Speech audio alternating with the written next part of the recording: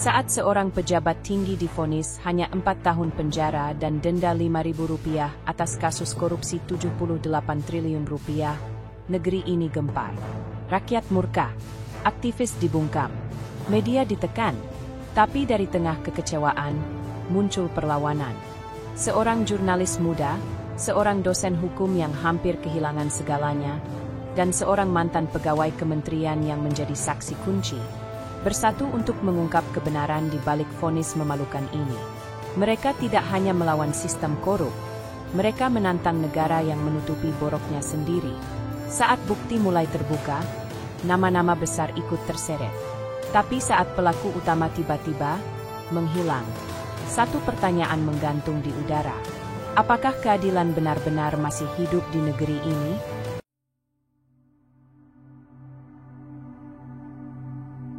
Langit Jakarta malam itu tampak seperti ampas kopi. Keruh, gelap, dan menyisakan rasa getir yang tak tertelan. Di lantai 4 sebuah kosan sederhana di bilangan Mampang, Nadira Aulia duduk mematung di depan laptopnya. Lampu meja menyala redup, hanya cukup untuk menerangi tumpukan berkas dan secangkir kopi yang sudah dingin. Suara notifikasi email memecah keheningan. Subjeknya singkat, dokumen seperti yang dijanjikan. Pengirim, akun anonim dengan nama samaran, orang dalam 27. Nadira tahu siapa itu. Yusuf Darmawan, mantan analis keuangan di Kementerian Keuangan. Ia dipecat 2 bulan lalu setelah mengajukan pertanyaan tak lazim soal anggaran proyek infrastruktur air di Kalimantan Timur. Pertanyaan itu tak pernah dijawab, sebaliknya, ia disingkirkan diam-diam. Dengan tangan sedikit gemetar, Nadira membuka lampiran. Ada 2 file PDF, masing-masing lebih dari 100 halaman. Di antara halaman-halaman itu, ada satu gambar yang membuat jantungnya melompat.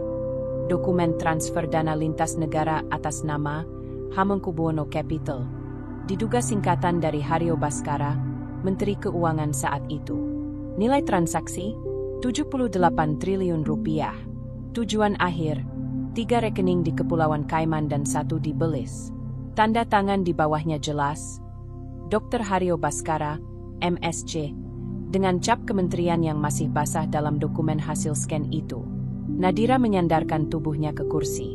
Oksigen seolah menipis di ruangan kecil itu. Ini bukan sekadar kebocoran kecil. Ini badai. Pukul 3.15 waktu Indonesia Barat. Di sisi lain kota, lampu ruang kerja Hario Bhaskara masih menyala. Rumah dinasnya berdiri tenang di kawasan Menteng, namun isinya penuh bisikan yang bergema. Hario duduk di balik meja panjang dari kayu jati. Di hadapannya ada 2 orang pria berpakaian formal, Guntur Abimanyu, pensiunan jenderal yang kini menjadi penasihat tidak resmi bagi kelompok elit, dan seorang pengacara korporat dari Singapura yang baru mendarat malam tadi. Emailnya sudah bocor, kata Guntur tanpa basa-basi. Kita punya waktu 24 jam sebelum publik tahu. Kalau jurnalis itu bergerak cepat, kita bisa jadi berita utama besok pagi. Hario tersenyum kecil, seolah hal itu hanya gangguan teknis dalam rapat mingguan. Kalau bocor, kita buat publik bingung. Munculkan teori bahwa dokumen itu palsu. Serang integritas si jurnalis. Hancurkan reputasinya sebelum narasi mereka terbentuk. Pengacara itu menyela dengan suara tenang namun penuh tekanan. Dengan hormat, Pak Hario, jumlahnya terlalu besar untuk diabaikan. 78 triliun bukan seperti menutup rekening restoran. Hario menoleh lambat. Kau pikir aku bodoh menyimpan semuanya di satu tempat? Kau pikir itu uangku saja? Setengah dari nama besar di parlemen dan aparat keamanan punya bagian di sana. Kalau aku tenggelam, mereka ikut karam. Hening. Guntur menyandarkan tubuhnya ke kursi, mengangguk pelan. Kalau begitu, kita pertahankan narasi bahwa ini fitnah menjelang pemilu. Keesokan paginya, Nadira melangkah ke kantor redaksi majalah Vektor. Tempat itu bukan kantor media besar dengan investor dari konglomerat. Itu ruang sempit yang didominasi suara printer dan aroma kopi murah, tapi isinya idealis dan keras kepala. Lu yakin data ini asli? Tanya Haris, pemimpin redaksi sekaligus mantan aktivis, 98, sambil memeriksa lampiran yang Nadira bawa. Ada 17 dokumen transaksi, 9 surat pengantar, dan 4 memo internal. Semua dari sistem laporan anggaran negara. Tanda tangan basah. Tanggal cocok. Bahkan sistem audit Kemenkeu juga muncul di log file. Jawab Nadira cepat. Haris menatap mata Nadira lama, lalu menarik napas dalam-dalam. Oke, tapi kita main cepat. Sebelum mereka punya waktu untuk menyerang balik. Sementara itu, Yusuf Darmawan duduk di sebuah warung kecil di Depok, menyamar di balik jaket dan topi lusuh. Ia menatap layar ponselnya, menunggu email konfirmasi dari Nadira bahwa datanya diterima dan aman. Jari-jarinya berkeringat. Ia tahu apa yang ia lakukan bisa membuatnya hilang, secara harfiah. Warung itu hanya berjarak 2 blok dari rumah kontrakannya. Ia tak pernah kembali ke tempat yang sama 2 malam berturut-turut.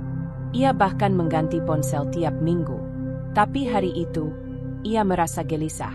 Terlalu banyak mata yang terasa memperhatikan. Ia mengetik pesan singkat.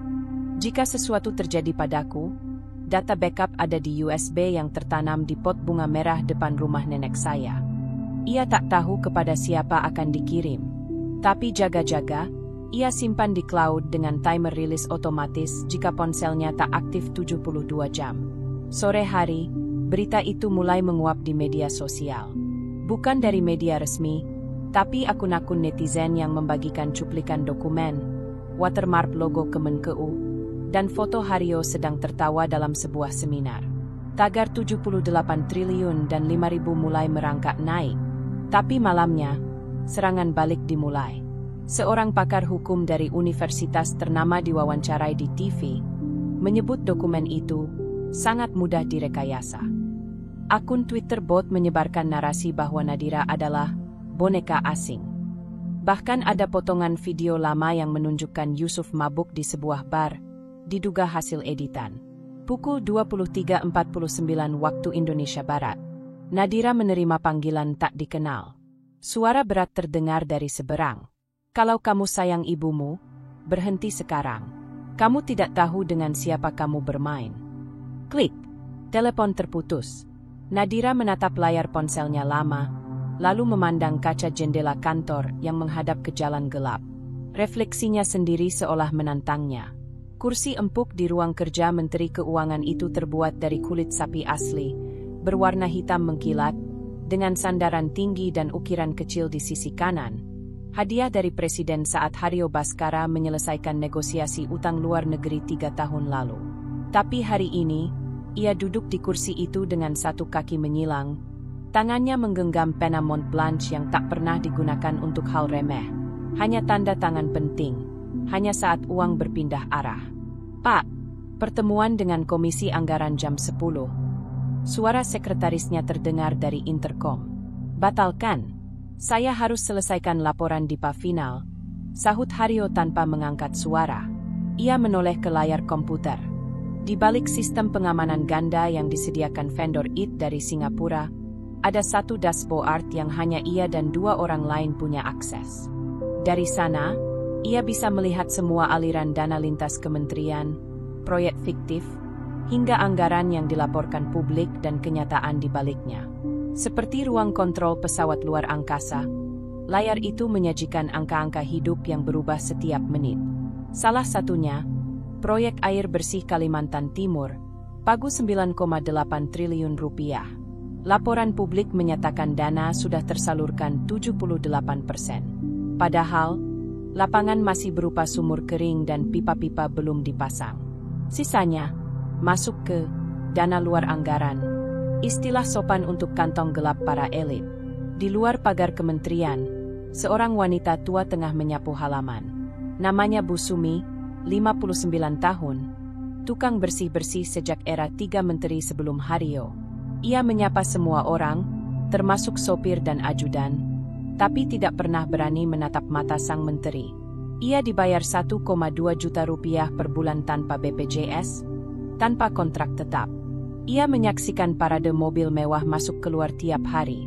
Mobil listrik dengan plat khusus, jendela gelap, suara senyap tapi muatan berat. Hari itu, Ia melihat Haryo keluar menuju mobilnya. Orang-orang menyapa dengan tunduk. Ia menyeringai, bukan karena ramah, tapi karena ia tahu betapa banyak yang bergantung pada senyum itu. Di negeri ini, persepsi adalah senjata. Sementara itu, di kantor kejaksaan, Ragil Wirawan menatap satu bundel dokumen dari Nadira yang sudah dilaminasi dan diberi label Langkah Awal KL78T. Ia telah menjadi jaksa selama 17 tahun. Idealismenya dulu dibentuk oleh pidato-pidato ayahnya tentang keadilan dan undang-undang. Tapi hari ini ia tahu hukum tak punya taring tanpa restu kekuasaan. Ia mendatangi wakil jaksa agung dalam rapat tertutup. "Pak, saya sudah pelajari dokumen dari jurnalis Nadira Aulia. Valid. Sistem keuangan kementerian cocok. Tanda tangan valid, ada cap. Transaksi offshore-nya bisa dilacak." Pejabat itu menatap Ragil dalam-dalam, lalu menjawab datar. "Kalau kamu bawa ini ke publik, kamu akan melawan lebih dari sekadar satu menteri. Kamu akan melawan satu generasi predator. Pikir baik-baik. Kamu punya 2 anak, bukan?" Ragil tak menjawab, tapi sorot matanya mulai kehilangan nyala. Di sisi lain kota, Nadira bertemu dengan editor majalah Vektor. "Kalau berita ini kita rilis, kita harus siap kemungkinan kantor disegel. Bisa ada pasal pencemaran nama baik, doxing, UU ITE, apapun yang bisa mereka pakai," kata Haris, dengan suara yang bukan takut, tapi matang karena pernah dihancurkan oleh negara. "Kita publis," tegas Nadira. "Kalau kita tunggu terlalu lama, mereka akan balik narasi. Kita harus duluan." Sore itu, publikasi dimulai. Vektor menurunkan headline digital. 78 triliun mengalir. Laporan khusus dugaan korupsi sistemik di Kemenkeu. Dalam 2 jam, server mereka down karena trafik. Dalam 3 jam, pihak kementerian mengeluarkan pernyataan resmi. Pemerintah tidak akan mentolerir berita palsu yang merusak stabilitas negara. Haryo duduk di rumah dinas, ditemani secangkir teh hijau impor dan sebuah remote TV. Di layar, berita tentang dirinya berganti-ganti. Di media sosial, ada yang membelanya. Banyak yang mencaci. Ia tidak panik. Ia sudah mengatur ini sejak lama. Pukul 21.47 waktu Indonesia Barat. Haryo mengangkat telepon. "Saya butuh Anda jadikan Ragil pengawas internal untuk peninjauan ulang kasus," katanya kepada seseorang di kejaksaan. Dia masih percaya hukum, tapi bisa diarahkan. Di ruang tamu sempit rumah Yusuf Darmawan, sebuah radio tua mengalunkan lagu keroncong. Ia duduk sambil menyalin data penting ke flash disk kedua. Ia tidak tahu kalau 2 orang sedang mengawasinya dari seberang jalan. 2 siluet yang tak terlihat dalam bayangan. Satu berkata, "Besok kita mulai, tapi jangan langsung ambil. Bikin dia takut dulu."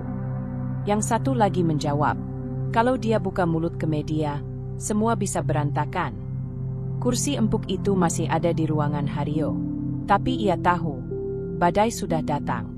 Dan ia, seperti biasa, sudah lebih dulu menyiapkan payung, bukan untuk rakyat, tapi untuk dirinya sendiri. 78 triliun rupiah. Angka itu tercetak tebal di pojok kanan atas layar presentasi yang sedang Nadira Aulia perlihatkan di ruang konferensi kecil milik redaksi Vektor. Angka itu berdiri seperti monster sunyi, terlalu besar untuk benar-benar dicerna, tapi terlalu nyata untuk diabaikan. "Aku butuh kalian bantu pecah angka ini," ujar Nadira kepada 3 anggota tim investigasinya. "Bukan sekadar menyebut 78 triliun, tapi kita kasih tahu publik. Uang sebanyak itu bisa membangun apa, menyelamatkan siapa, dan menghancurkan siapa saja kalau diselewengkan." Tim mulai bekerja. Seorang analis data menunjukkan bahwa dengan 78 triliun rupiah, negara bisa membangun 7.800 puskesmas baru, mendanai pendidikan gratis untuk 6 juta anak selama 12 tahun, memberi subsidi pangan untuk 20 juta keluarga selama 2 tahun. Tapi di dunia nyata, uang itu menguap ke 4 negara suaka pajak, membiayai properti mewah di Dubai, kapal pesiar pribadi di Mediterania, dan saham-saham teknologi atas nama perusahaan cangkang. Di Banjarbaru, Kalimantan Selatan, Seorang ibu bernama Rini duduk di samping anaknya yang mengidap diare kronis. Puskesmas terdekat tutup karena kehabisan obat. Proyek air bersih yang dijanjikan sejak 2 tahun lalu belum pernah selesai. Pipa-pipa masih menumpuk di halaman kantor kecamatan, berkarat, ditumbuhi lumut. Katanya udah dikirim dana dari pusat, gumam kepala desa ketika ditanya wartawan lokal. Tapi gak pernah sampai sini. Kembali ke Jakarta, Ragil Wirawan duduk termenung di dalam mobil dinasnya. Ia baru keluar dari rapat internal Kejaksaan Agung. Isinya bukan tentang membongkar korupsi, tapi membentuk tim khusus untuk melakukan klarifikasi narasi media. Sederhananya, tim pemutih dosa. Ragil membuka kembali berkas-berkas dari Nadira. Satu laporan menarik perhatiannya, sebuah memo internal dari Dirjen Anggaran, tertanggal 6 bulan lalu. Sesuai arahan langsung dari Pak Menteri, lakukan sinkronisasi ulang DIPA agar dapat dimasukkan ke kategori PSN, Proyek Strategis Nasional. Agar pengawasan publik minim. Memo itu ditandatangani langsung oleh Sekjen Kemenkeu. Ragil mengenalnya, teman kuliah dulu. Dulu idealis. Sekarang bergelimang saham properti. Ia menatap layar ponselnya. Nomor Nadira masih tersimpan. Jarinya nyaris menekan tombol telepon. Tapi ia urungkan. Masih belum saatnya. Di sisi lain kota, Hario Baskara tengah melakukan rapat informal dengan 3 direktur BUMN dan 1 perwakilan partai. Mereka tidak bicara tentang politik secara terbuka, tapi tentang stabilisasi kepercayaan investor dan perlindungan aset strategis dari gangguan wacana liar media. Yang terpenting sekarang bukan benar atau salah, ujar Hario pelan, tapi siapa yang paling bisa mengatur cerita? Salah satu direktur BUMN bertanya, kalau kasus ini meledak, siapa yang jadi tumbal? Hario menatapnya, lalu menjawab datar, seseorang yang cukup penting untuk memuaskan publik, tapi tidak cukup tinggi untuk menjatuhkan struktur. Sementara itu, Nadira dan timnya menggali lebih dalam. Mereka menemukan bahwa dana 78 triliun rupiah tidak dicuri sekaligus, tapi secara bertahap selama 3 tahun.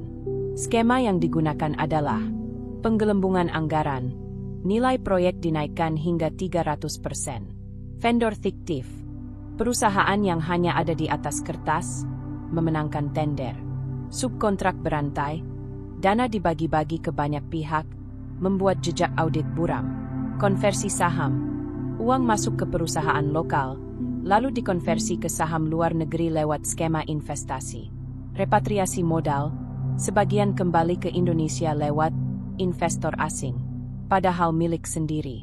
Nadira menyadari, ini bukan korupsi satu orang, tapi jaringan. Dan uang itu bukan sekadar alat kekuasaan, tapi bahan bakarnya. Pukul 23.10 WIB, Yusuf Darmawan kembali membuka laptopnya di penginapan kecil tempat ia bersembunyi. Ia menuliskan pengakuan pribadi yang akan dikirim ke beberapa jurnalis jika sesuatu terjadi padanya.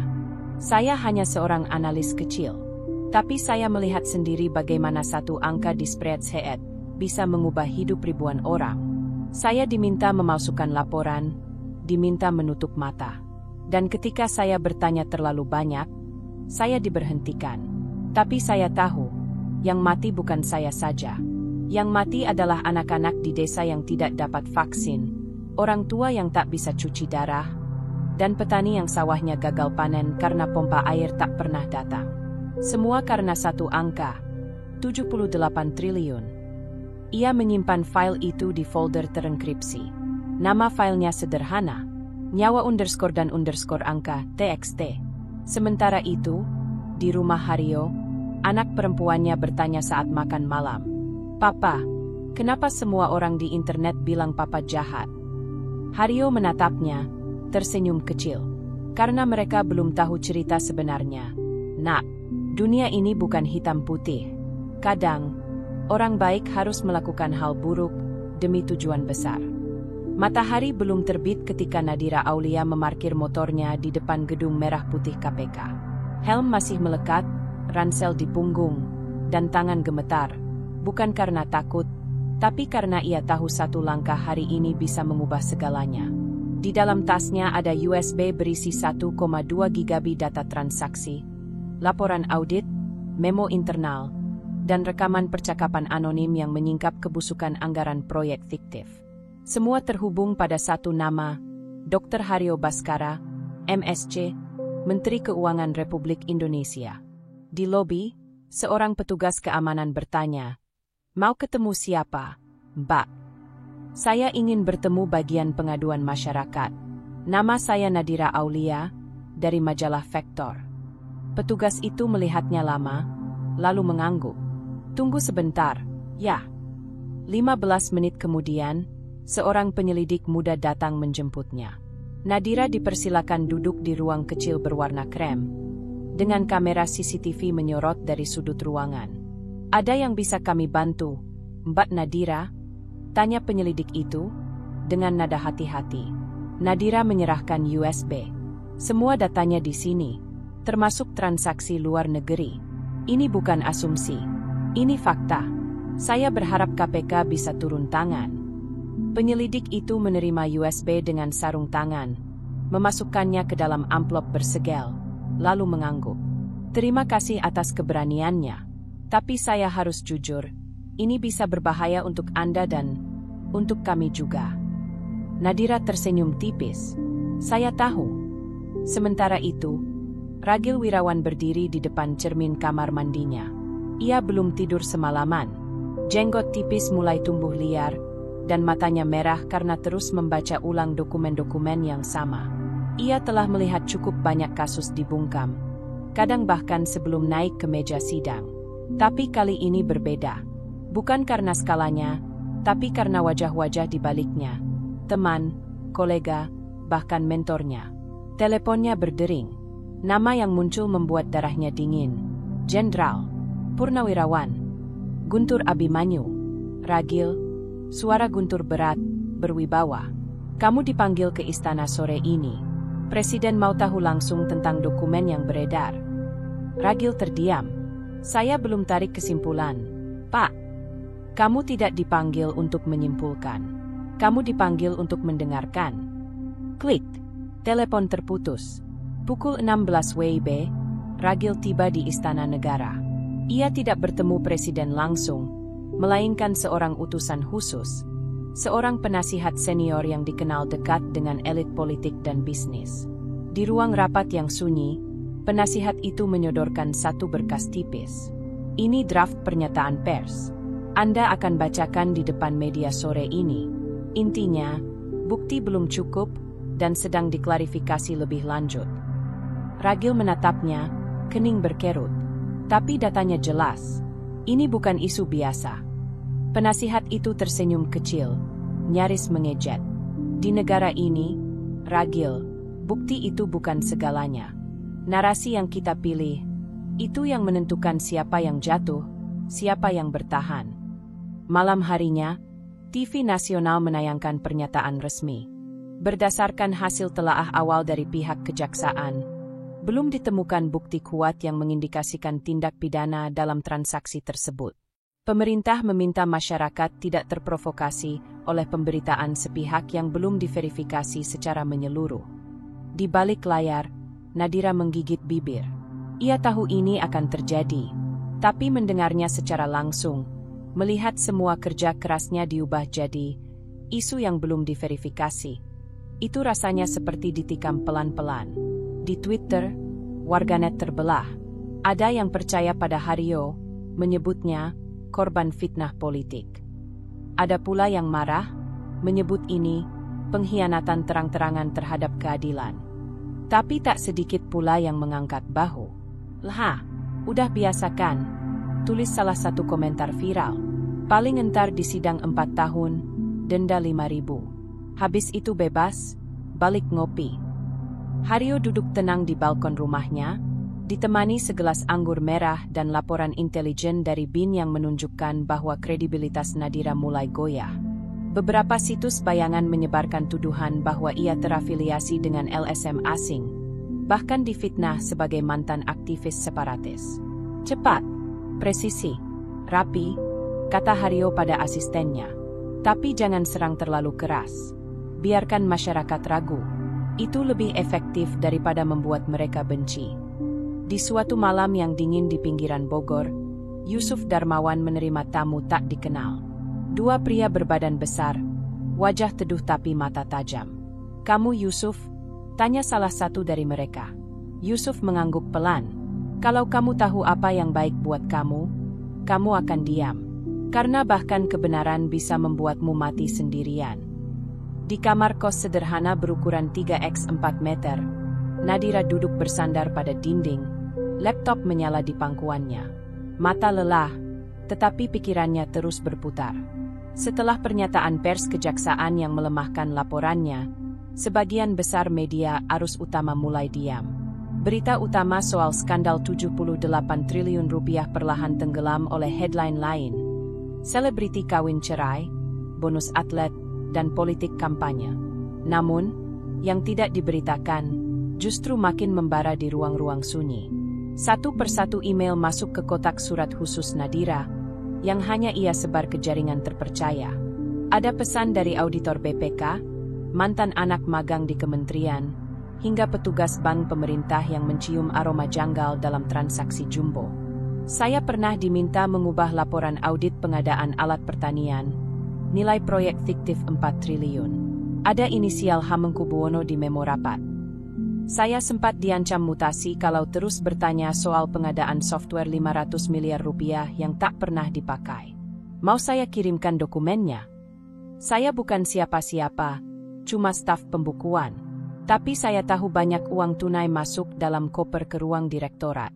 Saya mau bicara." Sunyi bukan berarti sepi. Sunyi menyimpan dendam. Dan dendam kadang melahirkan keberanian. Sementara itu, Yusuf Darmawan semakin terpojok. Setelah peringatan malam itu, ia tahu waktunya tak banyak. Ia pindah dari penginapan ke rumah kontrakan di Depok, menghindari jejak digital semaksimal mungkin. Tapi tekanan datang bukan dari luar saja, melainkan dari dalam dirinya sendiri.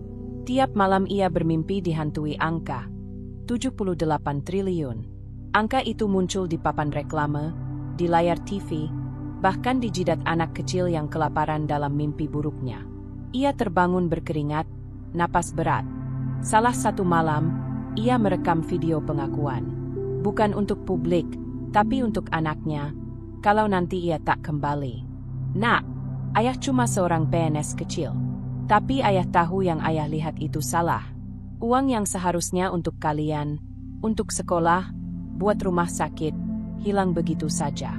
Ayah mungkin pengecut karena tidak berani teriak dari awal. Tapi ayah tidak akan mati dalam diam." Ia menyimpan video itu di flash disk, lalu menyimpannya dalam kotak bekas kue di bawah tumpukan baju. Di sebuah kedai kopi kecil di bilangan Rawamangun, 5 orang bertemu secara diam-diam. Mereka adalah jurnalis, akademisi, dan aktivis HAM. Nadira hadir mewakili dirinya sendiri, bukan majalah tempat ia bekerja. "Kalau kita lawan mereka pakai satu kanal, kita kalah. Tapi kalau kita buat banyak pintu kecil, satu kebenaran tak bisa mereka tutup semua," ucap Miko, seorang dosen komunikasi yang pernah ditangkap karena demonstrasi. Mereka sepakat membentuk jaringan bayangan, menyebar bukti secara acak, lewat forum, podcast, kolom opini anonim, bahkan fiksi. Kebenaran harus tetap hidup, walau tidak dalam bentuk berita. Di kementerian, Haryo menerima laporan intelijen terbaru. Terdeteksi sebaran konten bertema korupsi 78T dalam bentuk cerita pendek, naskah drama radio, dan podcast investigatif. Penyebarnya terfragmentasi, sulit dilacak. Ia menyesap kopinya, lalu berkata datar, "Berarti mereka belum mati. Dan yang belum mati, bisa bangkit." Ragil Wirawan berdiri sendirian di balkon lantai 10 Kejaksaan Agung, menatap lampu-lampu Jakarta yang tidak tahu apa-apa. Ia memegang 2 map, satu berisi versi negara, satu lagi berisi salinan dokumen asli dari Nadira. Ia tahu benar, cepat atau lambat ia harus memilih. Hukum tidak pernah netral, ia berpihak pada tangan yang menggenggamnya. Dan malam itu, ia mulai mengetik sesuatu di laptop kerjanya. "Jika saya hilang, nama-nama di dokumen ini harus tetap hidup. Karena bukti tak akan pernah cukup, kecuali ada yang berani bicara.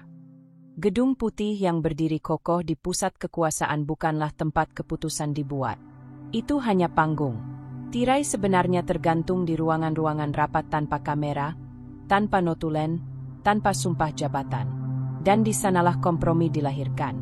Di sebuah villa milik seorang taipan media, tersembunyi di puncak, 5 tokoh kunci duduk melingkar di meja bundar. Hario Bhaskara adalah satu-satunya yang tak menyembunyikan wajah. Di hadapannya, seorang pimpinan partai penguasa, seorang perwira tinggi aktif, seorang pengusaha tambang, dan seorang pemilik grup media nasional. Masyarakat sudah mulai gaduh, kata si pemilik media. Kalau kita terus tahan informasi, bisa jadi bumerang. Hario meletakkan selembar kertas di atas meja. Ini daftarnya, ujarnya. 3 nama akan disiapkan jadi tersangka untuk mengalihkan isu.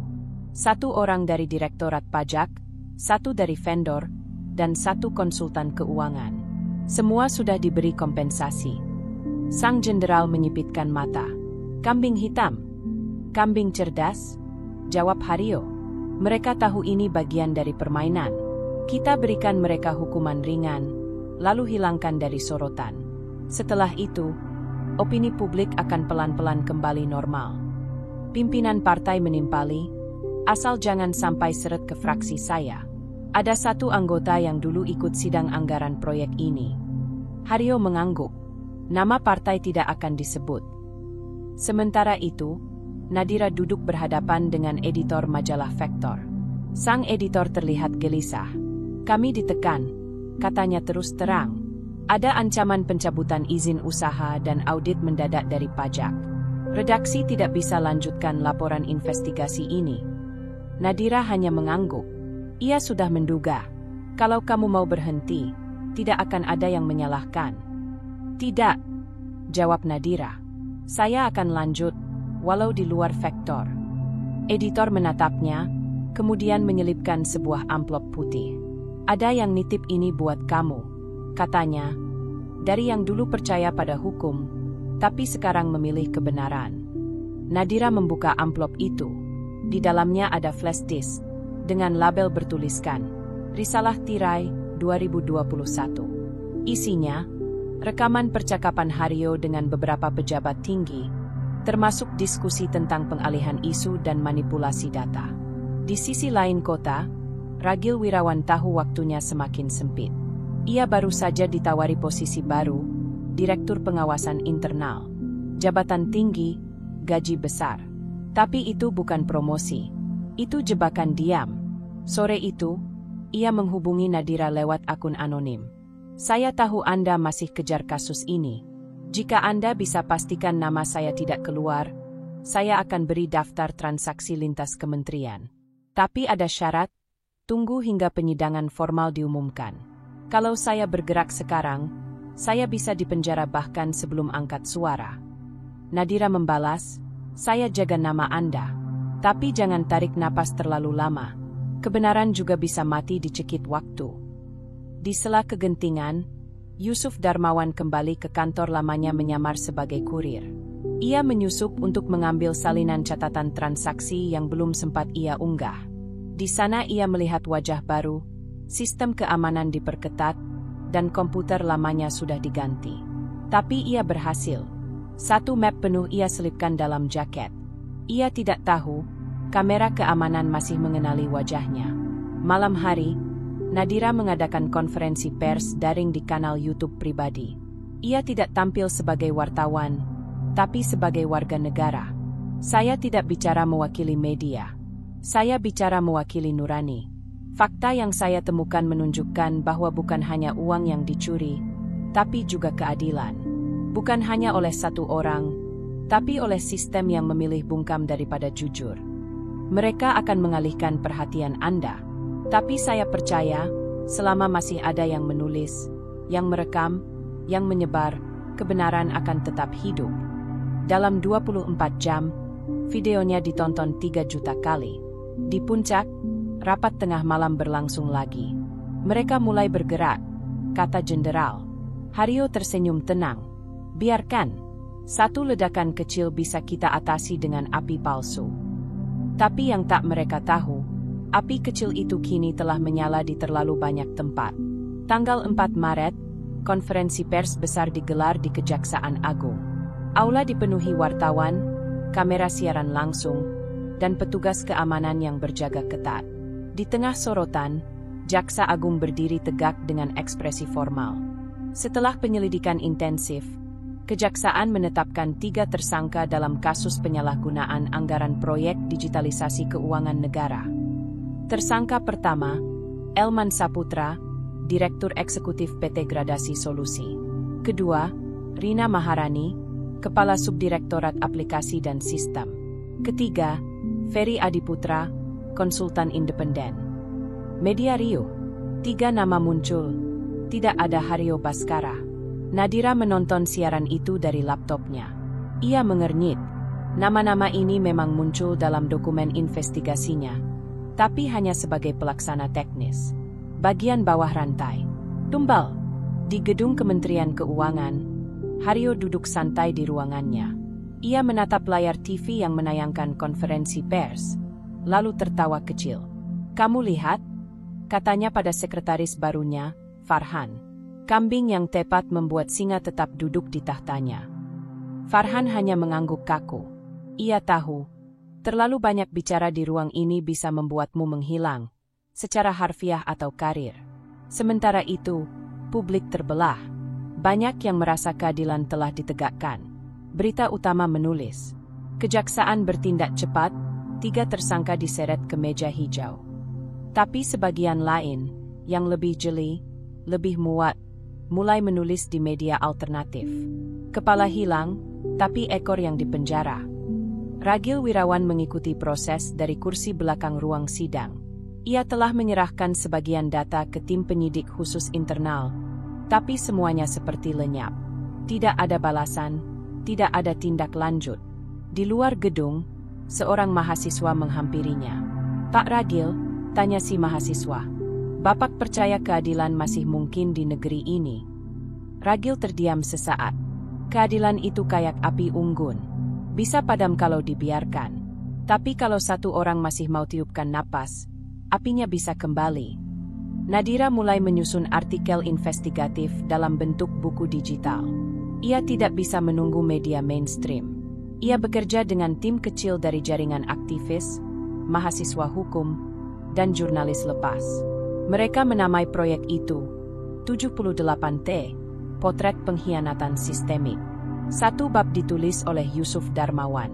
Di situ, ia menyebut nama-nama perantara, skema pencucian uang melalui investasi properti luar negeri, dan praktik uang balik yang dikemas sebagai sumbangan partai. Malam sebelum rilis, Nadira menerima pesan anonim. "Saya tidak bisa ikut buka suara. Tapi kalau Anda jalan terus, saya akan pastikan perlindungan darurat tersedia." Dia tahu itu dari Ragil. Di tempat lain, Ferry Adiputra, salah satu dari 3 tersangka, duduk dalam ruang tahanan sambil menatap dinding putih. Ia bukan pelaku utama, tapi ia tahu dirinya sudah ditetapkan sebagai harga yang harus dibayar agar sistem tetap utuh. Malam itu, ia mencoret-coret kertas tisu. Kadang, dosa tidak dilakukan karena tamak, tapi karena tidak bisa menolak. Kadang, mereka hanya ingin kita cukup bersalah agar bisa dikorbankan. Saat buku digital Nadira dirilis secara diam-diam lewat Telegram dan forum-forum komunitas, jumlah pembaca melonjak tajam. Dalam 3 hari, 8 juta unduhan. Namun dampaknya langsung terasa. Situsnya diblokir. Akun media sosialnya dilaporkan. Ia dibuntuti. 2 kali hampir tertabrak oleh pengendara misterius. Tetapi yang tak disangka, justru mulai muncul pembela-pembela diam. Pengacara anonim menawarkan bantuan hukum. Komunitas mahasiswa mengorganisir diskusi. Dosen-dosen menulis ulang laporan investigasi itu sebagai bahan ajar korupsi sistemik. Di akhir minggu, Haryo menerima pesan singkat dari penasihat politiknya. Narasi pecah. Pangkat tak lagi cukup menutup aib. Rakyat mulai tidak percaya pada panggung kita. Saatnya pertimbangkan mundur secara terhormat. Haryo hanya membalas, "Tidak, kita akan serahkan korban kedua." Udara Jakarta terasa semakin pengap, bukan karena musim, tetapi karena tekanan yang menebal dari berbagai arah. Di satu sisi, publik makin sadar bahwa yang ditangkap bukanlah para pengambil keputusan utama. Di sisi lain, negara mulai memperkeras suara bahwa hukum telah ditegakkan. Sore itu, Nadira berdiri di depan pusaran massa yang memenuhi area kampus Universitas Nasional. Mahasiswa-mahasiswa menyalakan lilin dalam diam. Di belakangnya, spanduk bertuliskan, "Bukan 3 nama itu. Kami tahu siapa yang berkuasa." Seorang mahasiswa membacakan paragraf dari bukunya. Korupsi 78 triliun bukan sekadar pencurian uang. Ia adalah pengkhianatan sistemik yang dibiarkan terjadi karena kita semua dibiasakan diam. Tepuk tangan menggema, bukan karena semangat, tapi karena keberanian yang perlahan menular. Namun, keberanian juga menagih harga. 2 hari setelah acara itu, Yusuf Darmawan ditemukan tak sadarkan diri di kamar kontrakannya. "Obat tidur overdosis," kata polisi. Tapi Nadira tahu, Yusuf bukan orang yang menyerah. Terlalu banyak cerita belum ia bagikan. Nadira mendatangi rumah sakit. Di sana, ia melihat istri Yusuf menangis sambil memegang tangan suaminya yang penuh jarum infus. "Dia belum sempat bicara banyak," ujar istrinya lirih. "Dia baru bilang, kalau aku tak bangun, tolong pastikan data itu sampai ke Nadira." Nadira menggenggam tangan Yusuf. "Kamu bangun, Yusuf. Kebenaran belum selesai." Sementara itu, Haryo duduk bersama penasihat presidennya di ruangan privat sebuah hotel bintang 5. Ketegangan mulai merayap. "Opini publik mulai tak bisa dikendalikan," ujar penasihat itu. "Kalau ini berlanjut, bisa menggerus legitimasi. Anda harus tentukan, lindungi diri sendiri, atau sistem." Haryo menatap keluar jendela. Apa yang mereka inginkan? Mundur, diperiksa, dijadikan contoh. Haryo tersenyum sinis. Contoh untuk siapa? Semua orang di ruangan-ruangan tertinggi ini punya jejak yang sama. Mereka cuma belum terungkap. Penasihat itu tak menjawab. Ia hanya menatap jam tangannya, lalu bangkit dan pergi. Di Kejaksaan Agung, Ragil Wirawan semakin tertekan. Setelah datanya digunakan untuk menyusun kasus terhadap 3 tersangka kecil, ia tahu posisinya rentan. Seorang atasan memanggilnya ke ruangan dan mengajukan tawaran, promosi, atau cuti panjang. Tapi dengan syarat, berhenti bicara, Ragil. Malam itu Ragil menuliskan surat pengunduran diri. Bukan karena lelah, tapi karena ia ingin bebas berbicara tanpa ikatan jabatan. Ia menyerahkan surat itu pagi-pagi, lalu langsung menghilang dari radar institusi. 3 hari kemudian, ia muncul sebagai narasumber anonim dalam sebuah wawancara podcast investigatif. Di tengah gejolak itu, pemerintah mengumumkan penangkapan baru. Arif Hidayat, pejabat madya di Kementerian Keuangan, disebut sebagai aktor utama dalam rekayasa anggaran. Namanya tak pernah muncul dalam dokumen Nadira. Pengumuman ini menjadi titik balik. Di media sosial, tagar "bukan dia" naik jadi trending nomor 1.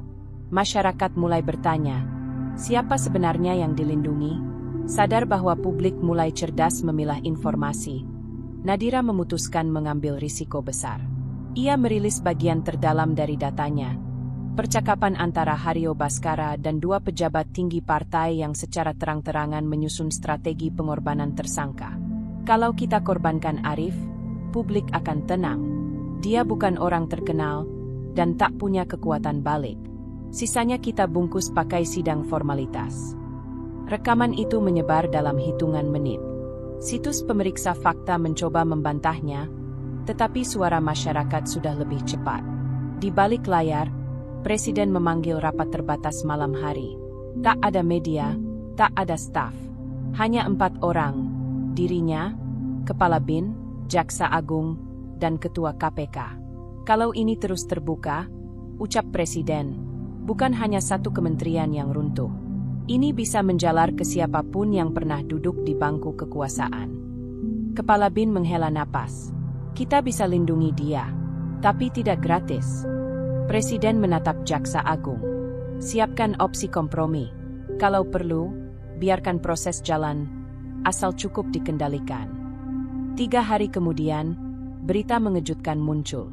Dr. Hario Bhaskara dinyatakan sebagai tersangka atas pelanggaran etik administratif dan dikenai sanksi pengunduran diri secara terhormat. Bukan pidana, bukan korupsi, tapi hanya pelanggaran etik. Publik meledak marah. Demonstrasi pecah di 5 kota besar. Ribuan mahasiswa turun ke jalan. Polisi membentuk barikade, tetapi amarah rakyat tak bisa dibungkam dengan pagar besi. Di tengah kericuhan itu, Nadira berdiri di tengah kerumunan.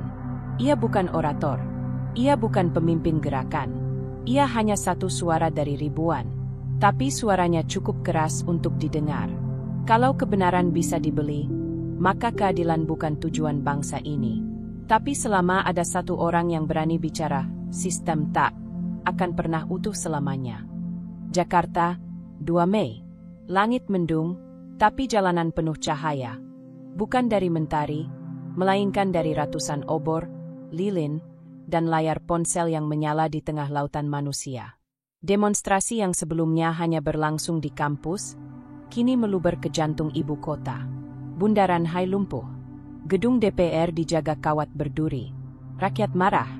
Bukan hanya karena uang 78 triliun rupiah yang raib, tapi karena satu demi satu kebenaran mereka dianggap angin lalu. Nadira berdiri di tengah kerumunan bersama rekan-rekannya. Ia mengenakan masker, hoodie gelap, dan membawa poster bertuliskan, "Kami tidak butuh tumbal, kami butuh pengadilan." Dari atas mobil komando, suara mahasiswa berkumandang. Mereka pikir kita akan diam setelah diberi kambing hitam. Mereka pikir sistem bisa kembali seperti semula. Tapi kita tidak akan pulang sebelum yang utama ikut terseret ke meja hijau. Sorak massa menggelegar. Polisi bersiap. Di balik tameng dan helm, mereka hanya ingin malam cepat usai. Tapi di mata massa, ini malam kebenaran. Di dalam ruang krisis kementerian, Hario Bhaskara menatap layar CCTV dari helikopter drone. Ribuan titik manusia, seperti lautan tanpa batas. Penasihatnya berdiri di belakang. "Pak Hario, kita harus buat pernyataan segera. Kalau tidak, ini bisa pecah." Hario menenggak pil penenang dari saku jasnya. Tangannya bergetar. Ia tidak takut pada hukum. Ia takut pada amarah yang tak bisa dinegosiasi. Kita bisa kendalikan. Kita masih punya media. Kita bisa bilang demonstrasi ditunggangi. Penasihatnya menggeleng. Tidak bisa lagi. Sekarang narasi bukan dibentuk di TV, tapi di tangan mereka sendiri. Sementara itu, di ruang IGD Rumah Sakit Cipto, Yusuf Darmawan akhirnya membuka mata. Istrinya menangis haru, memeluknya perlahan. "Pak, Nadira masih terus lawan. Demo besar. Nama Bapak disebut di mana-mana sebagai pelapor pertama." Yusuf mencoba tersenyum, meski suaranya lemah. "Kalau nanti aku tak bisa ikut bicara, kamu teruskan pesanku. Bilang ke mereka, uang itu bukan cuma soal negara, tapi soal hidup kita semua." Ragil Wirawan kini hidup di tempat berbeda. Ia tinggal di kota kecil di Jawa Tengah, mengajar di sekolah hukum lokal, dan menulis secara anonim. Tapi malam itu, ia menonton berita online dengan mata panas. Gedung sementara Kementerian Keuangan dirusak massa tak dikenal. Aparat berlakukan jam malam. Ia tahu, kerusuhan tak selalu lahir dari niat baik, tapi diam hanya akan memperkuat akar ketidakadilan. Ragil membuka laptopnya. Ia mulai menulis surat terbuka, berjudul, "Kepada Hario Bhaskara, Anda tak sendirian, tapi Anda paling bertanggung jawab." Ia menyebarkannya lewat forum jurnalis, mahasiswa, dan komunitas hukum. Malam itu, suasana di Jakarta berubah. Polisi kehilangan kendali. 1 unit mobil dinas dibakar. Pintu kaca gedung kementerian pecah. Gas air mata ditembakkan kemana-mana.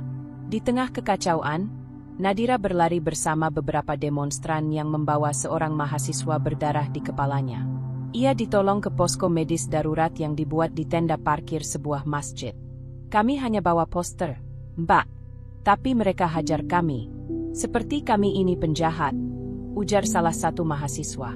Nadira gemetar. Tapi bukan karena takut, karena marah. Mereka tahu tak bisa lagi bersembunyi di balik jabatan. Maka mereka kirim gas. Mereka kirim peluru. Tapi mereka lupa, ide tak bisa dibubarkan dengan pentungan. Esok harinya, kabar besar muncul. Presiden membentuk tim khusus penyelidikan ulang kasus 78T, melibatkan tokoh independen. Rakyat menyambut dengan curiga. Tapi ada celah, ada tekanan, ada kemungkinan perubahan. Hario Bhaskara menerima surat panggilan resmi. Untuk pertama kalinya, ia bukan pembicara, bukan saksi, bukan pengatur strategi. Ia terperiksa. Sementara itu, Yusuf dirawat dengan penjagaan ketat. Nadira dan istrinya bergantian menjaganya. Di malam keempat, Yusuf berbisik, "Kalau nanti semua ini berhasil, tolong bilang ke anakku, ayahnya bukan pahlawan. Ayahmu cuma orang biasa yang bilang, cukup." Nadira menahan air mata. Ia mengangguk. "Kami akan teruskan sampai akhir." 12 Mei, ruang sidang Tipikor Jakarta penuh sesak. Tak hanya oleh wartawan dan aparat, tapi juga oleh tatapan seluruh negeri yang menempel lewat layar ponsel, laptop, dan televisi nasional. Ini bukan sekadar pengadilan terhadap seorang pejabat. Ini adalah panggung ujian apakah sistem hukum masih hidup, atau hanya boneka yang dipajang. Nama terdakwa, Dr. Hario Bhaskara. Tuduhan, pelanggaran berat terhadap keuangan negara melalui pengaturan proyek sistem digitalisasi anggaran. Nilai kerugian negara, 78 triliun rupiah. Ancaman hukuman, 20 tahun penjara maksimal. Namun publik skeptis. Di sidang inilah semua harapan dan kecurigaan mereka dikumpulkan. Seperti tali yang siap ditarik. Hakim ketua membuka sidang dengan suara mantap. Sidang terbuka untuk umum. Agenda hari ini, pembacaan dakwaan oleh jaksa penuntut umum. Duduk di kursi pengunjung, Nadira, Ragil, dan istri Yusuf hadir diam-diam. Mereka tidak ingin mencuri sorotan. Mereka ingin menyaksikan keadilan berjalan, bukan lagi sebagai ideal, tapi tindakan nyata. Jaksa berdiri, membaca dakwaan tegas, tetapi ada satu hal yang menggelitik. Nada suara terlalu rapi, terlalu bersih. Terdakwa Hario Bhaskara diduga mengetahui, membiarkan, dan tidak mencegah praktik penggelembungan anggaran oleh anak buahnya. Namun terdakwa tidak menerima keuntungan pribadi langsung dari proyek dimaksud. Riuh di ruang sidang langsung terasa. Terdengar bisik-bisik. Jaksa seperti membuka pintu untuk pembelaan klasik. "Saya tidak tahu menahu." Di layar besar yang dipasang di luar gedung pengadilan, mahasiswa, buruh, ibu rumah tangga, semua menonton. Mereka duduk beralaskan kardus, mengabaikan panas dan debu jalan. Mereka tak ingin melewatkan sidang yang dianggap penentu moral bangsa. Sementara itu, Hario duduk tenang di kursi terdakwa. Matanya dingin. Ia tak menunjukkan rasa bersalah. Ia bahkan sempat tersenyum kecil saat jaksa membacakan bagian, tidak memperoleh keuntungan pribadi. Nadira mencatat, senyum itu adalah pernyataan. Kalian takkan bisa sentuh saya sepenuhnya. Hari kedua sidang, Ragil diundang sebagai saksi ahli. Ia membawa setumpuk dokumen, termasuk tabel transaksi yang sebelumnya sempat ditolak penyidik. Saat ditanya hakim, apakah menurut Anda terdakwa mengetahui aliran dana tersebut? Ragil menjawab tegas, tidak hanya tahu, ia menandatangani. Bahkan dalam beberapa kasus, dia mengarahkan langsung ke mana dana itu dialihkan. Ada jejak digital, ada kesaksian. Ruangan hening, tapi Hario tetap tenang. Ia berbisik kepada pengacaranya. Hari ketiga, Yusuf Darmawan hadir. Dengan tubuh yang masih lemah dan jalannya masih dibantu tongkat, ia masuk ruang sidang. Sorotan kamera mengejarnya. Tapi wajahnya hanya menatap satu arah, kursi terdakwa. Jaksa menanyakan, "Saudara Yusuf, apakah benar Anda melihat langsung intervensi terdakwa dalam penunjukan vendor utama proyek?" Yusuf menatap Hario. Suaranya pelan, namun jelas. "Ya, saya mendengarnya. Saya mencatatnya. dan saya menyimpannya. Lalu ia menyerahkan flash disk ke majelis hakim. Di dalamnya ada rekaman rapat tertutup tahun 2021. Di situ terdakwa mengatakan, vendor itu aman, saya sudah bicara ke atas. Uang jaminannya bisa kita kelola sendiri. Pukulan telat. Satu pengacara Hario tampak gugup membuka berkas. Di luar ruang sidang, gelombang simpati pada Yusuf dan Ragil melonjak. Netizen menyebut mereka dua saksi nurani. #dengar yang benar menjadi tren. Namun di belakang panggung, perlawanan tetap hidup. Malamnya, Nadira mendapatkan ancaman lewat SMS. Berhenti sekarang, atau rekaman Yusuf tak akan pernah dilihat publik. Ia tidak gentar, tapi ia sadar. Ini bukan lagi soal menang atau kalah di pengadilan. Ini soal siapa yang bisa bertahan hingga akhir. Sidang hari keempat, pengacara Hario memainkan kartu lamanya. Terdakwa hanyalah korban sistem. Ia ditekan oleh kekuatan politik dan ekonomi di atasnya. Bila ia disalahkan sendiri, maka kita hanya menyelesaikan sebagian permukaan masalah. Sebagian publik mengangguk. Ini tak sepenuhnya bohong. Tapi Ragil di luar ruangan menjawab kepada wartawan. Mereka memang sistem, tapi sistem itu dibangun oleh keputusan. Dan Hario membuat banyak keputusan sadar. Minggu ketiga, hakim akhirnya mengumumkan putusan sementara. Melihat bukti awal dan potensi intervensi, maka pengadilan memutuskan untuk menahan terdakwa selama masa persidangan hingga putusan akhir. Teriakan, Allahu Akbar, dan hidup rakyat, menggema dari luar. Untuk pertama kalinya, Hario Bhaskara berdiri dan kehilangan kendali. Kalian tidak tahu siapa saya. Kalian pikir negara bisa hidup tanpa kami. Suara itu tertangkap mikrofon, disiarkan langsung, dan di sanalah kebusukan itu menjadi kasat mata. Sidang terhadap Hario Bhaskara terus bergulir. Sudah lebih dari sebulan publik menyaksikan kisah ini lewat layar. Saling tuduh, data dibongkar, dan kesaksian demi kesaksian mengupas luka korupsi yang selama ini tertutup rapi. Tapi di balik sorotan kamera, ada luka lain yang tidak muncul di berita.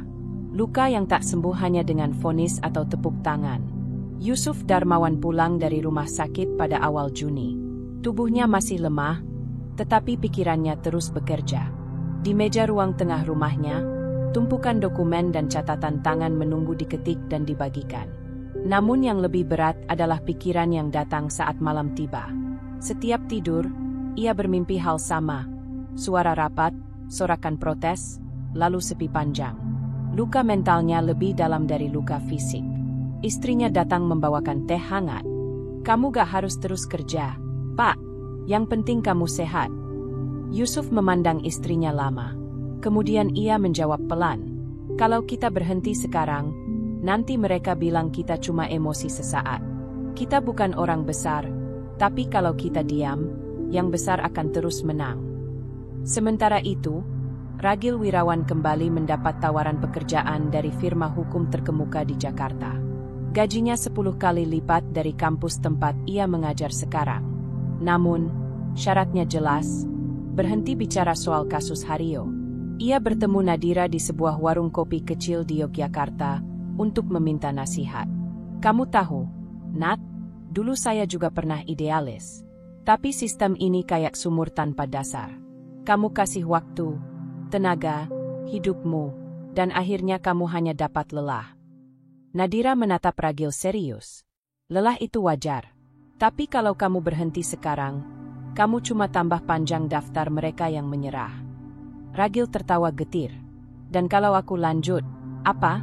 Mati pelan-pelan? Mungkin. Tapi mati dalam kehormatan lebih baik dari hidup dalam ketakutan. Diam sejenak.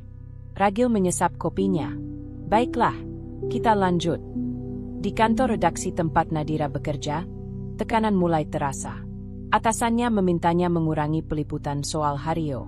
Sponsorship media turun. Ada rumor bahwa sebagian investor tidak suka suasana gaduh. Namun Nadira tak goyah. Ia justru merilis seri dokumenter pendek di YouTube berjudul Mereka yang Melawan, Dari Saksi ke Pahlawan. Episode pertama, Kisah Yusuf dan Keluarganya. Episode kedua, Ragil dan dilema moralnya. Episode ketiga, aktivis mahasiswa yang jadi korban pemukulan saat aksi protes. Video itu viral. Dalam seminggu ditonton lebih dari 10 juta kali. Komentar membanjiri. Kenapa negara harus diselamatkan oleh orang-orang kecil? Kami tak butuh politisi, kami butuh orang jujur. Jangan berhenti, Mbak Nadira. Sementara itu, dalam sidang lanjutan, muncul saksi baru. Eka Syafruddin, mantan staf khusus Presiden, yang sebelumnya tidak pernah disentuh.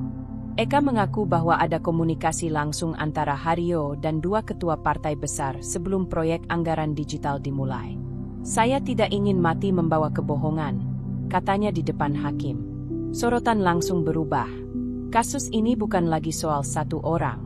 Ini sudah menyentuh struktur negara. Pengacara Haryo keberatan keras. Saksi membawa narasi politik ke pengadilan hukum. Namun hakim menjawab, jika kebenaran bersinggungan dengan politik, bukan berarti ia tak relevan. Kabar kesaksian Eka sampai ke istana. Presiden memanggil rapat mendadak. Suara mulai terbelah. Kalau kita biarkan semua terbuka, bukan hanya satu kementerian yang kena. Ini bisa jadi tsunami. Tapi kalau kita hentikan sekarang, tekanan massa bisa berubah jadi perlawanan terbuka. Presiden diam lama, lalu berkata, kita tak bisa terus sembunyi di balik kata stabilitas.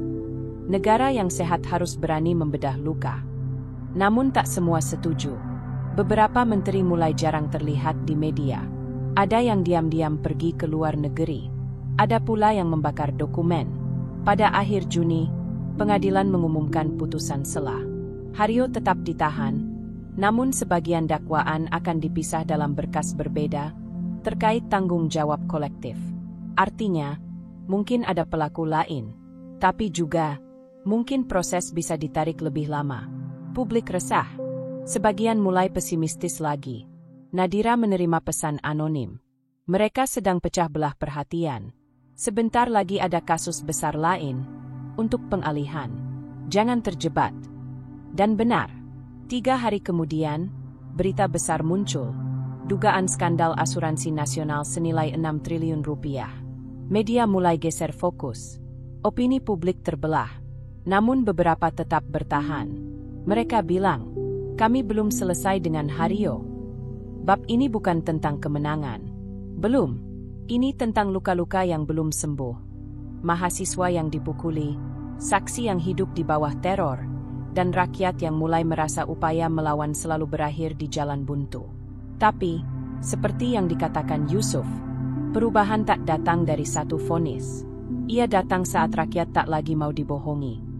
Selekta Lombok Cafe, tempat santai di kafe pinggir kota, menjadi tempat pertemuan malam. Nadira, Ragil, dan beberapa jurnalis lepas duduk melingkar. Mereka tak lagi bicara lewat layar, ini tatap muka, rencana langsung. Vonis tinggal hitungan hari, kata Nadira. Bahkan jika Haryo dijatuhi hukuman maksimal, kompor utama masih hidup. Kita butuh terobos, usut yang di belakangnya. Ragil menatap Nadira, dahinya berkerut. Tapi kalau kita tekan terlalu keras, mereka bisa tarik kita ke jalur kriminal. Kita harus berhati-hati. Kita sudah ada pegangan, rekaman, dokumen, kesaksian. Publik sudah tahu, balas Nadira. Sekarang giliran mereka takut.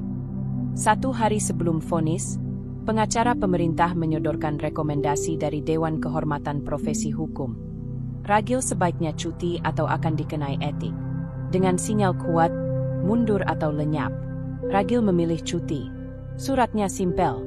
Saya cuti demi menjaga proses pengadilan tetap fokus pada perkara, bukan pelaksana proses. Ia menyebarkan surat itu secara terbuka. Menjadi berita besar. Di istana, Presiden memanggil Jaksa Agung dan Ketua KPK.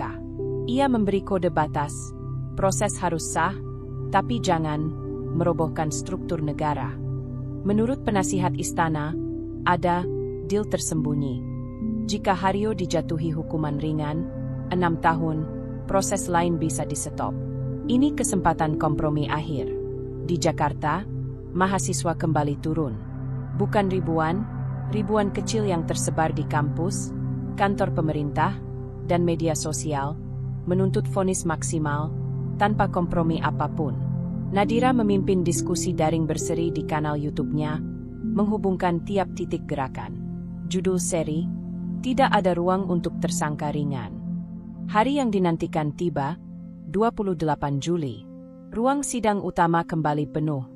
Lebih banyak dari untuk kasus biasanya. Rekaman langsung disiarkan televisi nasional. Hakim ketua menghela napas panjang. Setelah mempertimbangkan A. Skala kerugian negara 78 triliun rupiah. B. Peran terdakwa dalam penggelembungan anggaran. C. Kesaksian saksi ahli dan saksi fakta. D. Tekanan publik dan status saksi terdakwa. Majelis Hakim menjatuhkan hukuman penjara selama 4 tahun dan denda Rp5.000. Kerumunan di luar ruang sidang terdiam. Tagar 4 tahun 5.000 langsung meledak. Respons rakyat bercampur, kekecewaan, kemarahan, juga optimisme kecil bahwa akhirnya ada putusan. Di media sosial, netizen mempertanyakan, 4 tahun untuk 78 triliun. Denda Rp5.000? Itu uang jajan anak SD. Namun ada pula yang menyuarakan jaga, setidaknya dia dipenjara. Nadira menulis opini panjang di blognya. Ini masih awal. Kita tidak berhenti di sini. Ragil mengomentari, vonis ini dekat dengan kompromi yang ditakuti. Tapi ini bukan akhir, ini alarm. Malam setelah putusan, tim kecil Nadira, Ragil, aktivis mahasiswa, dan beberapa LSM hak asasi bertemu. Mereka menyusun strategi selanjutnya. Gugat putusan, banding. Dorong KPK untuk buka kasus lanjutan pelaku lain. Tekankan legislatif untuk perbaikan UU Tipikor. Pantau perilaku hakim setelah vonis. Ada indikasi gratifikasi? Malam itu, Nadira memberi semangat. Mereka tidak bisa bayar denda Rp5.000. Tapi mereka bisa bayar aparat dan pengacara. Pastikan kita yang tidak dibayar, tapi kita yang tidak diam. Bab ini menegaskan betapa hukum seringkali kompromi di tengah tekanan elit, tapi juga menunjukkan titik nyala, orang-orang kecil yang tidak mau berhenti. Vonis hadir, tapi pertarungan belum usai. Luka sosial masih membekas, tapi harapan tumbuh bahwa sistem bisa ditekan untuk membuka celah keadilan sejati. 30 Juli, 2 hari setelah vonis Hario Bhaskara dijatuhkan, Indonesia tidak lagi sama. Vonis 4 tahun penjara dan denda Rp5.000 untuk kerugian negara 78 triliun rupiah telah memicu sesuatu yang lebih besar daripada sekadar amarah. Ia memicu kebangkitan. Rakyat dari berbagai kalangan, daerah, dan usia mulai menyuarakan satu hal yang sama, cukup sudah. Di Jakarta, mahasiswa kembali memenuhi Bundaran HI. Kali ini bukan sekadar aksi simbolik. Mereka membentangkan spanduk sepanjang 30 meter bertuliskan, "Kami tidak lupa, 4 tahun 5.000, ini bukan hukum, ini penghinaan." Masa yang datang bukan hanya dari universitas ternama, tapi juga buruh pabrik, komunitas petani urban, hingga pekerja seni. Tua muda duduk berdampingan. Mereka menyanyikan lagu-lagu perjuangan, tapi yang paling sering terdengar, "Kami rakyat kecil, tapi suara kami besar." Di Yogyakarta, Surabaya, Makassar, dan Medan, aksi serupa berlangsung. Tanpa komando pusat, tanpa partai politik. Semuanya tumbuh dari rasa yang sama, kecewa, tapi tidak ingin menyerah. Tagar 4 tahun 5.000 bertahan selama seminggu sebagai trending nomor 1. Namun lebih dari itu, muncul gerakan baru, langkah lanjut, inisiatif untuk mengawal semua kasus korupsi yang sempat lenyap dari pemberitaan. Di TikTok, video Nadira tentang vonis Hario menembus 20 juta penonton. Ia menutup videonya dengan kalimat, "Hari ini kita disakiti hukum, tapi jika kita diam, esok yang disakiti adalah anak-anak kita." Orang-orang mulai membuat konten sendiri. Review putusan, pembacaan dokumen asli, dan kampanye surat terbuka ke Mahkamah Agung. Ragil, yang sedang cuti dari kampus, membantu tim advokasi untuk mengajukan banding resmi terhadap putusan Hario. Meskipun bukan pihak langsung, Mereka bekerja sama dengan sejumlah LSM hukum publik untuk membuka peluang uji yudisial. Sementara itu, Yusuf Darmawan, meski fisiknya masih belum sepenuhnya pulih, menjadi simbol perlawanan diam. Ia tak muncul banyak di media, tapi catatan hariannya mulai dibaca luas setelah diunggah oleh Nadira sebagai testimoni saksi nurani. Salah satu kutipannya viral, "Saya bukan pahlawan. Saya hanya tidak tahan hidup dalam negara yang memperlakukan kebenaran seperti gangguan." Di Senayan, tekanan publik mulai terasa. Fraksi-fraksi yang sebelumnya bungkam mulai bersuara. Beberapa anggota DPR dari Komisi 3 mulai mengkritik KPK dan Kejaksaan. Namun ada juga manuver pelunakan. Salah satu politisi senior menyatakan di media, "Vonis ini sah secara hukum. Jangan biarkan emosi publik merusak stabilitas negara." Pernyataan itu justru memperparah situasi. Demonstrasi makin meluas. Rakyat kini tak hanya menuntut ulang vonis Hario, tapi juga pembenahan total lembaga penegak hukum. Beberapa hari setelah gelombang protes meningkat, muncul kejutan. 2 jaksa muda dan 1 penyidik KPK mengundurkan diri. Dalam surat terbuka mereka menyatakan, "Kami lelah melihat kebenaran diintervensi dan bukti ditekuk demi kekuasaan. Ini bukan negara hukum. Ini negara kompromi." Surat itu menjadi amunisi besar gerakan rakyat. Mereka dijuluki Trio Integritas oleh media sosial. Pada 4 Agustus, Nadira menggelar live stream lintas kota, menghadirkan ragil, perwakilan mahasiswa, buruh, dan bahkan seorang ulama muda dari pesantren kecil di Cirebon. Ulama itu berkata tenang, "Dalam Islam, mencuri 1 dirham saja bisa ditindak. Tapi di negeri ini, mencuri triliunan hanya ditampar dengan 4 tahun? Ini bukan soal hukum, ini soal iman." Siaran itu memicu gelombang baru.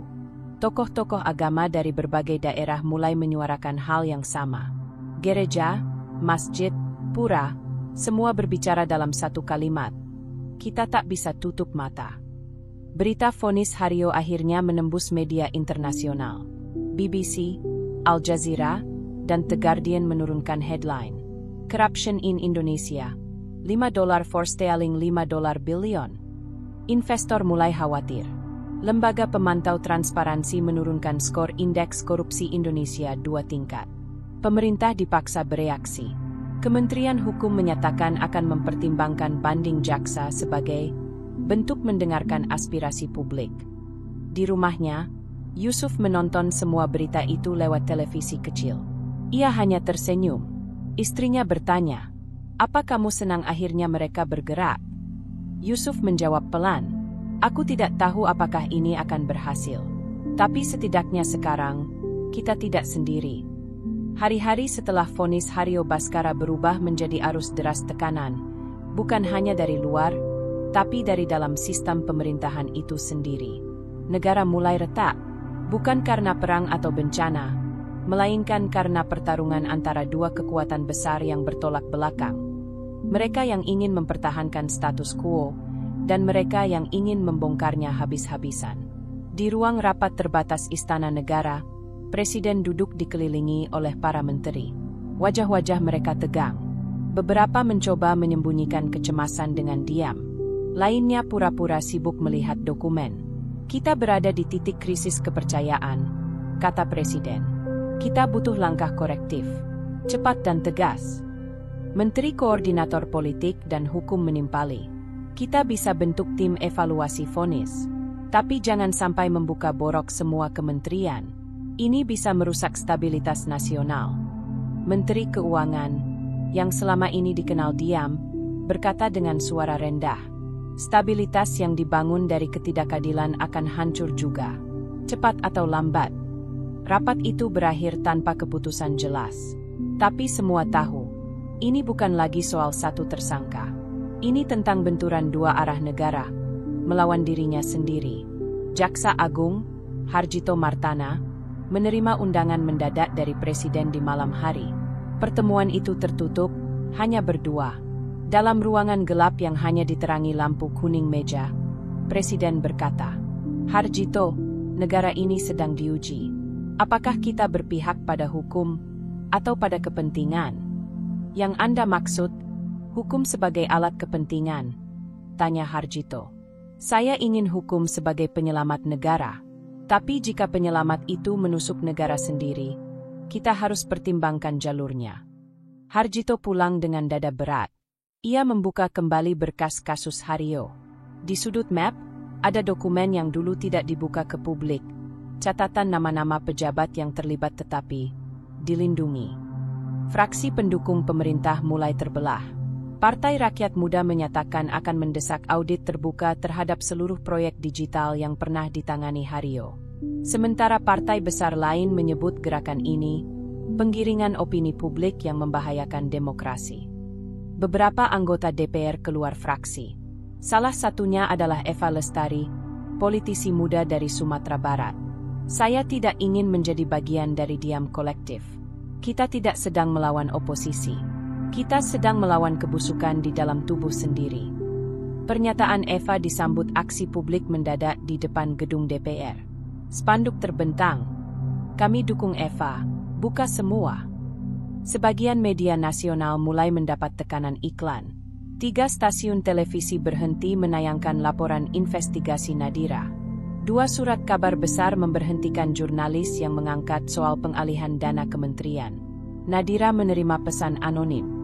Mereka mulai menyusun kembali sensor gaya baru. Hati-hati, kamu bisa dibungkam secara hukum.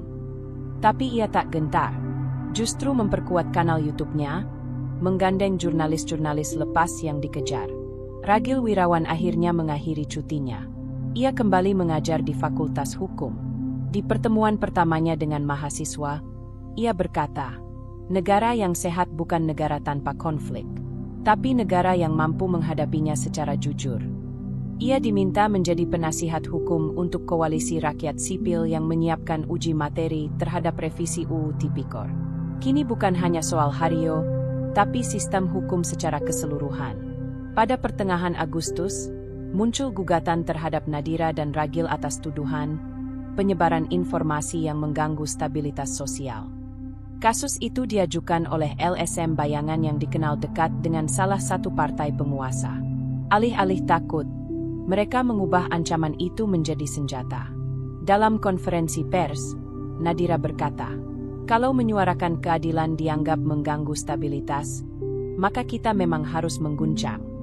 Mahasiswa mulai menggalang petisi untuk uji konstitusional. Dalam waktu 2 minggu, terkumpul 2,1 juta tanda tangan digital. Pengacara-pengacara muda, termasuk mantan jaksa yang mundur, menyusun naskah pemujian. Mereka menggugat mekanisme pembatasan vonis korupsi besar-besaran dan mendesak revisi Undang-Undang Mahkamah Agung agar lebih transparan. Sementara semua sibuk mendorong perbaikan sistem, muncul kabar mengejutkan. Hario Baskara dinyatakan hilang dari lapas kelas 1 Cipinang.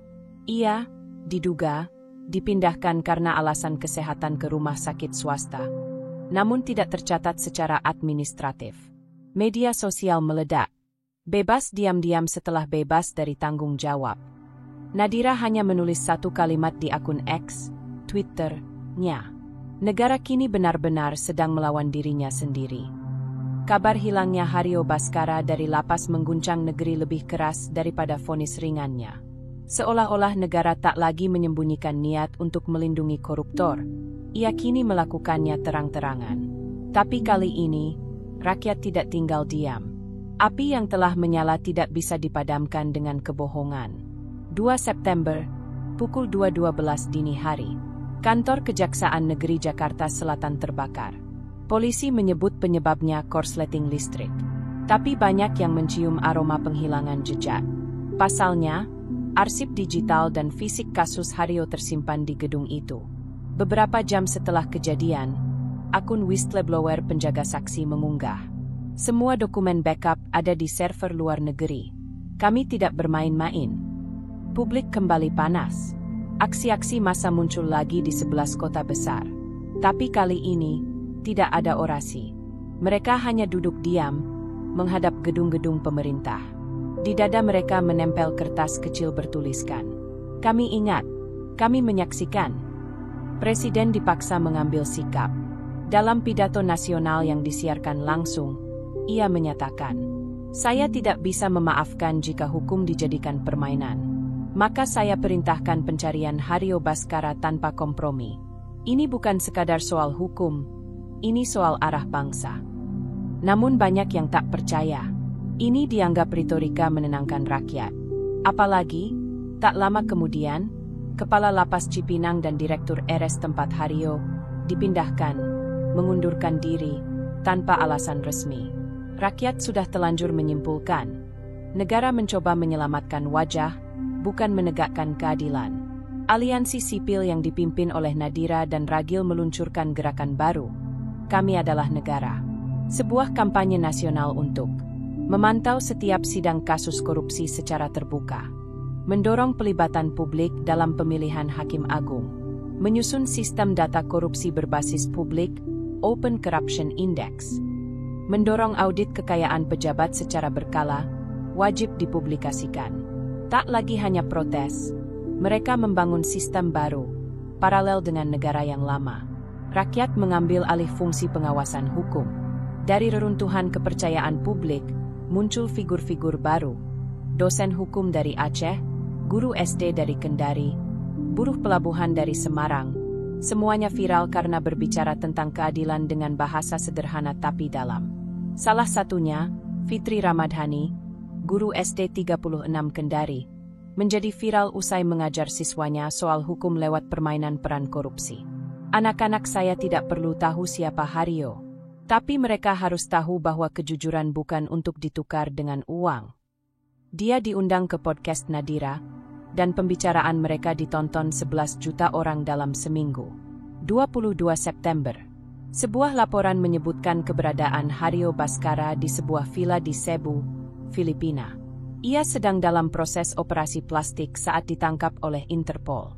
Penangkapan ini berkat kerjasama antara penyelidik independen Indonesia dan aktivis Filipina.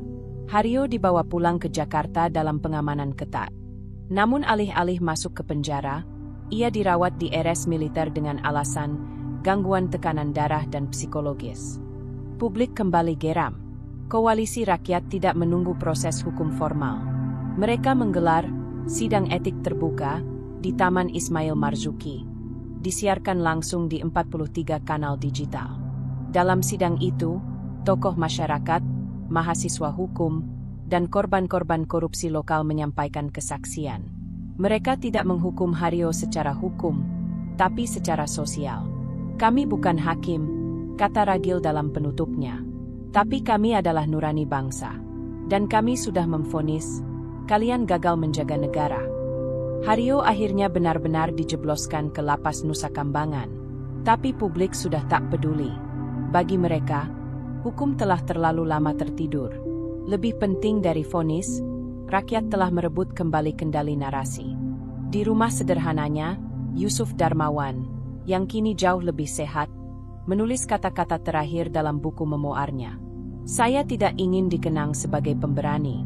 Tapi jika suara saya bisa menyalakan satu lilin di tengah gelapnya hukum, maka biarlah saya padam, asal lilin itu tetap menyala." Indonesia tidak berubah dalam semalam. Tapi sejak vonis 4 tahun dan denda Rp5.000 itu dijatuhkan, sebuah generasi bangkit. Mereka tidak membakar gedung. Mereka membakar kesadaran. Mereka tidak membawa senjata. Mereka membawa bukti, suara, dan keberanian. Dan mungkin, itulah yang paling ditakuti oleh negara yang korup, rakyat yang tak lagi takut. Dan itulah akhir dari cerita kita kali ini. Setiap perjalanan pasti membawa pelajaran, dan semoga kisah tadi bisa memberi inspirasi atau hiburan buat kamu yang nonton. Kalau kamu suka dengan cerita seperti ini, jangan lupa untuk klik tombol like, tinggalkan komentar di bawah, dan tentu saja subscribe biar kamu nggak ketinggalan cerita-cerita seru selanjutnya.